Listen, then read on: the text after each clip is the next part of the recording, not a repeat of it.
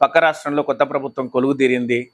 హైదరాబాద్ అంటే బీఆర్ఎస్ లేకపోతే కేసీఆర్, కేటీఆర్ వాళ్ళు ఉన్నప్పుడు ఇన్ఫ్రాస్ట్రక్చర్ బ్రహ్మాండంగా ఉన్నటువంటి సందర్భం, లేకపోతే రియల్ ఎస్టేట్ బాగా దినదిన ప్రవర్తమానం చెందినటువంటి పరిస్థితి చూసినాం. మనం వెస్ట్ పార్ట్ ఆఫ్ ది సిటీకి వెళ్తే ఏ ఫారిన్లోనో ఏ ముంబైలోనో ఎక్కడో ఉన్నటువంటి పరిస్థితులు ఉండే. అయితే ఈరోజు ధరలు కూడా బాగా బ్రహ్మాండంగా పెరిగి ఏదైతే పెట్టుబడులు పెట్టిన వాళ్ళందరూ కూడా అద్భుతంగా వాటిని ఫలితాలను అనుభవించింది. అయితే ఇప్పుడు జరిగినటువంటి ఎన్నికల దృష్ట్యా అందరికీ కొన్ని సందేహాలు ఉన్నాయి. హైదరాబాద్లో రియల్ ఎస్టేట్ ఏ విధంగా ఉండబోతుందని. బ్రహ్మాండంగా ఉండబోతుంది. కాకపోతే హైదరాబాద్ రియల్ ఎస్టేట్కి ఇప్పుడు ఒక స్థిరత్వం వచ్చింది. గడిచిన ప్రభుత్వం చేసినటువంటి పనులు ఈ ప్రభుత్వం కూడా కొనసాగించే ప్రభుత్వం చేస్తుంది. దాంతోపాటు నూతన ఆవిష్కరణలకు కూడా ప్రాధాన్యత ఇస్తుంది రేవంత్ రెడ్డి గారి ప్రభుత్వం కూడా. మీరు చూసింది RRR విషయంలో నితిన్ గడ్కరీ గారితో కోమటిరెడ్డి వెంకరెడ్డి గారు అనేక సందర్భాలు మాట్లాడిన సందర్భాలు కావచ్చు, చర్చలు జరిపినటువంటి విషయం కావచ్చు, లేకపోతే రాజేంద్ర నగర్లో హైకోర్టు ఏర్పాటు చేసే విషయం కావచ్చు, లేకపోతే 3 జోన్లుగా అంటే ఈ తెలంగాణను 3 జోన్లుగా విభజించి అభివృద్ధి చేసేటువంటి క్రమం కావచ్చు.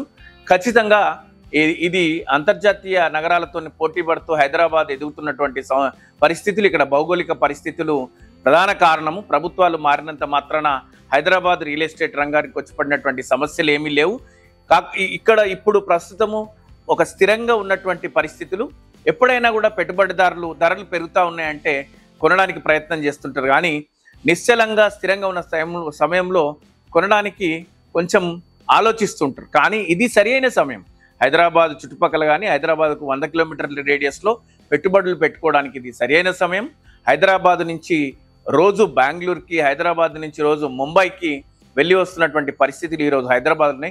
ఒకప్పుడు హైదరాబాద్ నుంచి 100 కిలోమీటర్ల రేడియస్లోనే ఉద్యోగస్తులు, వ్యాపారస్తులు వెళ్ళి వచ్చినటువంటి దాఖలాలు ఉండేవి.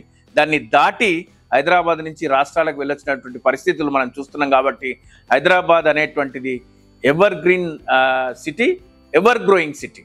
సో ఇక్కడ ఇన్వెస్ట్మెంట్ అనేది ఎప్పుడైనా పదిలమే. ఎప్పుడైనా కూడా మీ పెట్టుబడులకు అద్భుతమైనటువంటి రాబడి, అద్భుతమైన ఫలితాలు వస్తాయి. కాబట్టి ఈ హైదరాబాదు ఎప్పటికీ పదిలమే. అయితే గత ప్రభుత్వం ప్లాట్లు, ఓపెన్ ప్లాట్లు, లేకపోతే అంటే గ్రామ పంచాయతీ ప్లాట్లు, లేఅవుట్లు వాటన్నిటిని క్రమబద్ధీకరించాలనే ఉద్దేశంతో అందరినీ LRS కోసం అని చెప్పి అప్లికేషన్లు తీసుకున్న విషయం మనందరికి తెలుసు.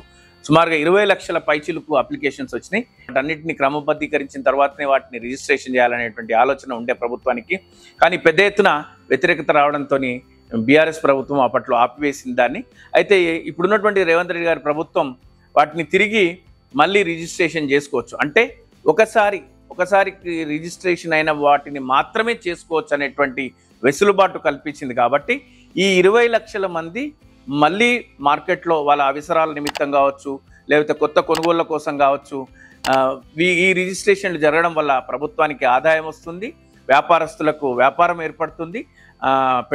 పెట్టుబడి చేసిన వాళ్ళందరికీ ఎవరైతే వాటి ఆ ప్లాట్ల ఓనర్స్ అందరు ఉన్నారో వాళ్ళ అవసరాల నిమిత్తం అమ్ముకోవడానికి కూడా అవకాశం ఉంది. కాబట్టి రాబోయే రోజులలో వీటి వల్ల కూడా మరింతగా మార్కెట్లో ట్రాన్సాక్షన్స్ జరిగి వ్యాపారం జరిగేటువంటి పరిస్థితులు ఉన్నాయి.